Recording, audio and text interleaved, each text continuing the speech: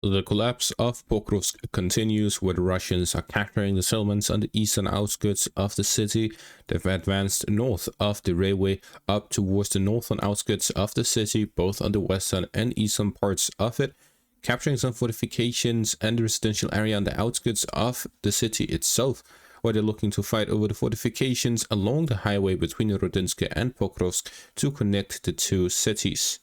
The Russians also storming Myrnohrad from the northern and eastern directions in the northern portion of the city, where they're expanding their zone of control within the outskirts of it to establish a foothold and drive in their forces into the city to kick out the Ukrainian forces out through the gap, which is rapidly closing. What we're seeing is that the Russians have significantly stepped up their offensive operations within the cities of Myrnohrad and Pokrovsk, especially Pokrovsk, where the city is almost entirely under Russian control at this point.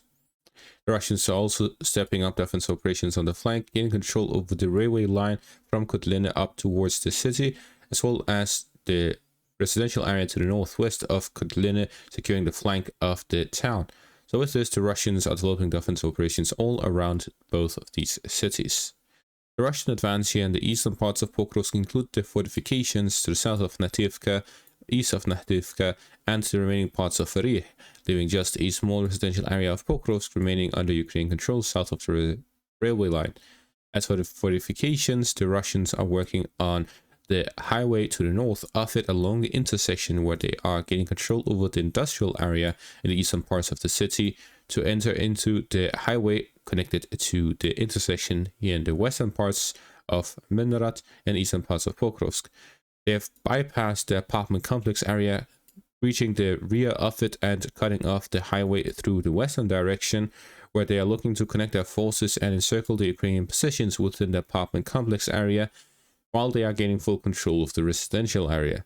The objective is to gain full control over this highway, which isolates the apartment complex area and encircles Myrnohrad, Svitle, Rivne, and the Ukrainian settlements of Sokhiyar and what remains of Lysivka under Ukrainian control, as well as all of the fortifications here in the south.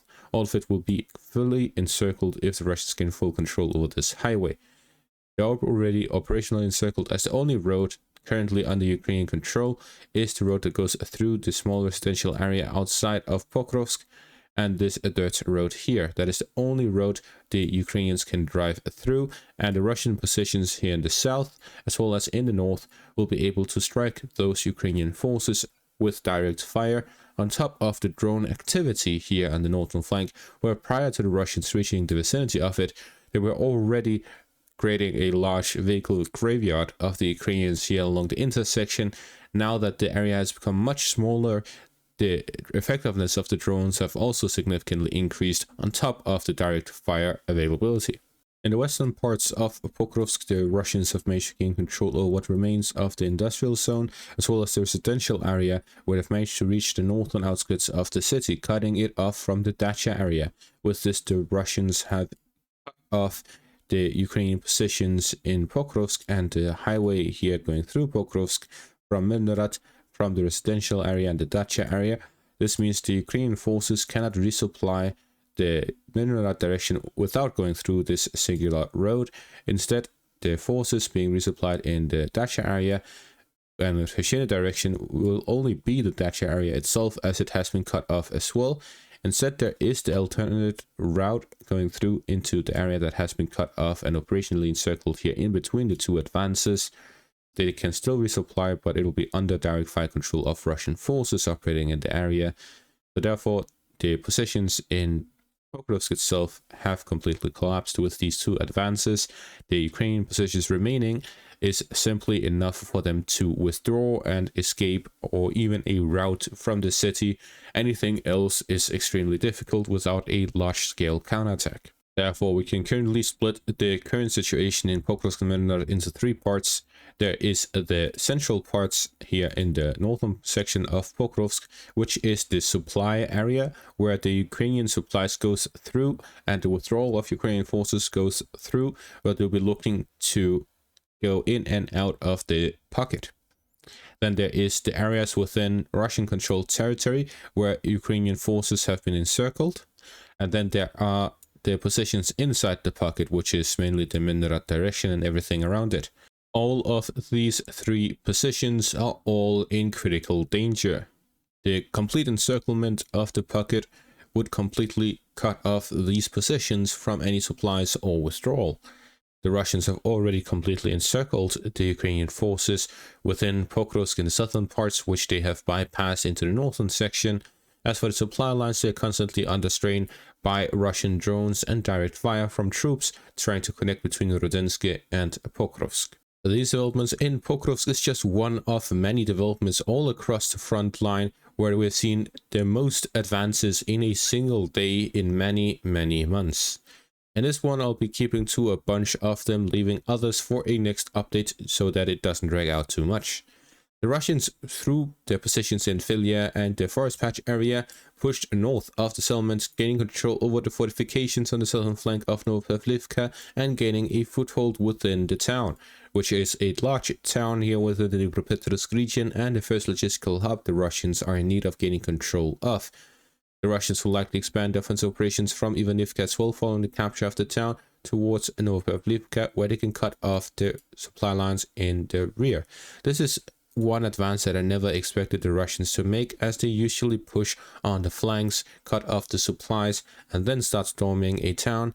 But this must mean that the Ukrainians were left with a gap in their defenses, and the Russians took advantage of it. While the Ukrainians are still fighting over Dashna in the south, the Russians have entered Novopavlivka in the north. Gaining control over Novopavlivka will significantly change the situation in favor of the Russians in this section of the front line. The current logistical hubs has go all the way back to Kudahova, from which they'll supply through these settlements in the Donetsk region, the southern parts, but there is no large concentration of forces in any of these areas. This means the supply line is becoming fairly long. Instead, if they manage to gain control over Novopavlivka, it will significantly shorten the supply line of their forces operating here in the western parts, and with the capture of Pokrovsk as well, the Russians will be able to launch offensive operations from the eastern and southern flanks towards Myrnohrad, allowing them to gain control over an additional logistical hub, and then push further north towards the settlement of Slovianka on the last intersection here west of Pokrovsk. Getting control over all of these 3 logistical hubs will allow the Russians to launch a significant offensive here within the Dnipropetrovsk region, where the fields are open, the hills are non-existent, and the fortifications are not built. Someone commented in one of my previous videos, well, if you send a bunch of conscripts to a area, dig some trenches, then they will have a fortification. Well, that is true, but these are incomparable to the fortifications they've been building within the Donetsk region. Some fortifications they've been building for years, where they are pouring concrete, they're digging trenches, they're putting up dragon teeth, they're doing a lot of layers of defenses for a single fortification. Some of these trenches can withstand dozens of drone strikes and artillery strikes before they even budge. Some can even survive FAB strikes. But digging a trench, then you are exposed to drones, you're exposed to much more. It can work as a foxhole within a forest patch, like we've seen in the Serbiansky forest area. This is what made it so difficult for the Russians to advance. But out in the open fields, it is simply not viable at all. You need a much more planned and well-built fortification to hold back the Russian forces, and there's simply not time for that. To the southwest of this, the Russians continue offensive operations along the second line of defense in the Dnipropetrovsk region.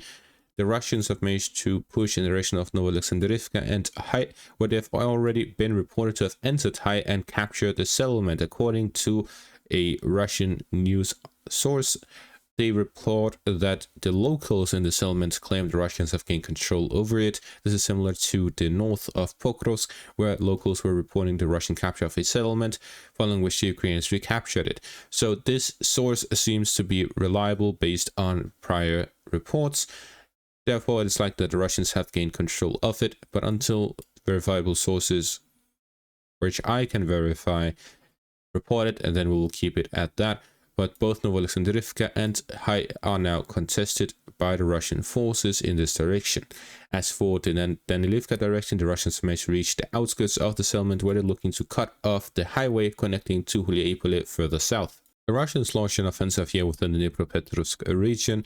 However, we're not going to be seeing the results of this until a few days after the announcement, because it takes a time from the development happening to the results coming out, because the news we get are sometimes days, if not weeks, delayed. To the south of this, the Russians were pushed back from their recent breakthrough in Myrnohrad, where they managed to reach deep into the Dacha area. The Ukrainians launched a counterattack in this section of the front line, regaining control over it, as well as the apartment complex area here to the south of Myrnohrad, where they are counterattacking to regain control over these different areas. This section is extremely important for the Ukrainians, because losing Myrnohrad will allow the Russians to bypass the defensive line from the western flank. This means that they are dedicating a lot of their resources to this western flank. This includes their remaining jets launching airstrikes in this section of the front line, as we have seen with geolocated footage, as well as many other units dedicating their defense to this area. When the Ukrainians are lacking in manpower, then whenever they are dedicating their forces to one section of the front line, it means that it is prioritized over all the others. The developments continue in Kościantynivka, Siversk, Liman, and Kupiansk, where significant developments have taken place as well. However, that is for the next update. The Ukrainians also managed to counterattack in the Sumy region. We're keeping that for later today. Stay tuned for that update. As for this one, this is going to be it. Thank you all for watching. Make sure to leave a like, subscribe, check out my Patreon and YouTube membership for additional content. Thank you all for watching, and have a great day.